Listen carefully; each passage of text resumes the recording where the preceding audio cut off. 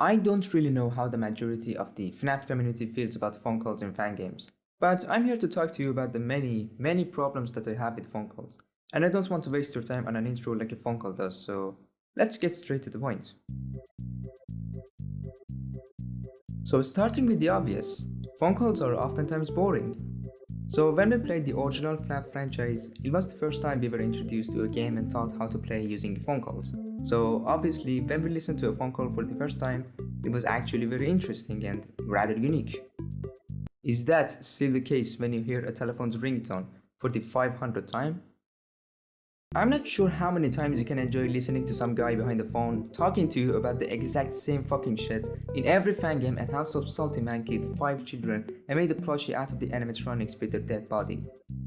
I don't care about the company not being responsible for their employees being stuck in the animatronics, or that the local McDonald's job pays me several times as much without putting my life at risk. Because it's not the first time I hear any of this, and it won't be the last time either. You're only wasting your breath and my time. Having a boring phone call also means that it's a lot more likely for the player to forget the instructions, because their attention and patience were challenged by the phone guy spitting too much bullshit. So, if your phone call provides nothing that we haven't heard in almost every fan game with a phone call, cut it out. Simple. Instead, have a very short phone call that is straight to the point with the instructions, or even no phone call if it brings to the table nothing but agony.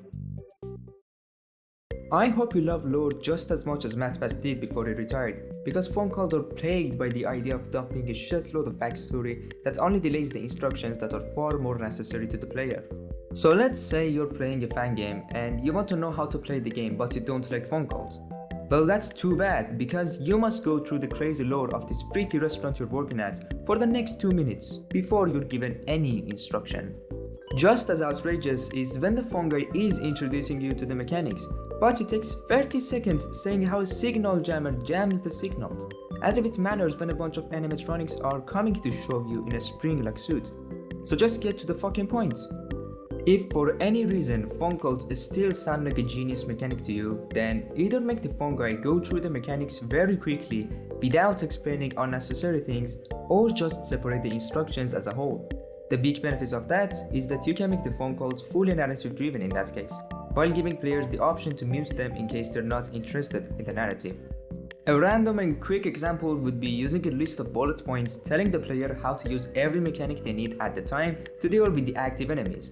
Even though there are many better ways to approach this, it's still better than 3 minutes of baffling. I'm sure you've heard the phrase show, don't tell.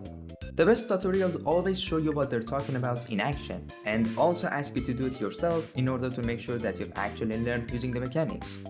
Phone calls, on the other hand, never do that and simply leave you in the dark, except in very few instances where the fan game may be generous enough to teach you how to do very hard things, such as opening a camera panel.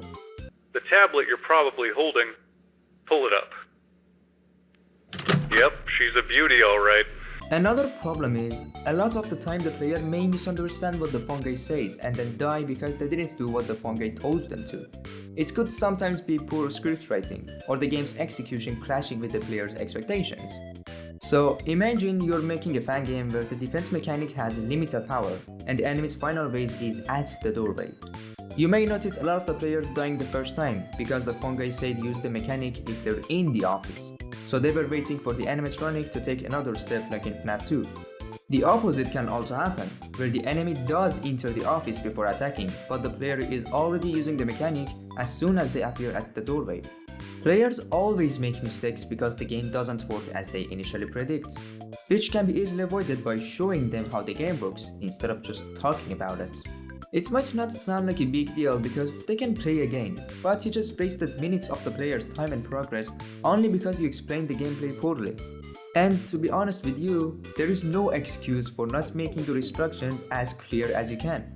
And if your reason for not doing so is maintaining immersion, which is a horrible excuse, nobody gets immersed in a game that they don't understand or enjoy in the first place. Our next problem is highly overlooked and related to the previous problem in various ways. Not everyone understands English. People play your fan game from all around the world, and not all of them understand English well, especially the younger side like kids, which happen to be a big portion of our player base. Maybe you're a kid watching this video. Visual instructions. Unlike verbal ones such as phone calls, they are universal and people from any country should be able to understand them. People don't need to know what the word door means in FNaF 1 because they can just click on the red button and see a door close. I'm sure they know what a door does too, right? Now you might think of the classic subtitles as a solution to this. And while they are overall a good thing to have in your game, they're not going to solve this problem. Because how many languages can you afford to translate the game's dialect to? They can be very time consuming to add to the game and the meaning of so many sentences and phrases may get lost in translation. Instead, you can make mechanics that are self-explanatory and with visual hints. Not only would that lead to a more engaging and visually interesting game, but you also don't need to explain a mechanic that is already explained visually. Even after everything that I've mentioned so far, we still have a few smaller problems to go through.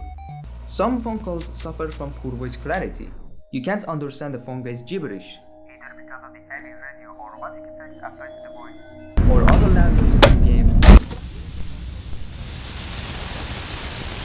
Phone calls can also be a pain in the ass to work with, especially as a voice actor.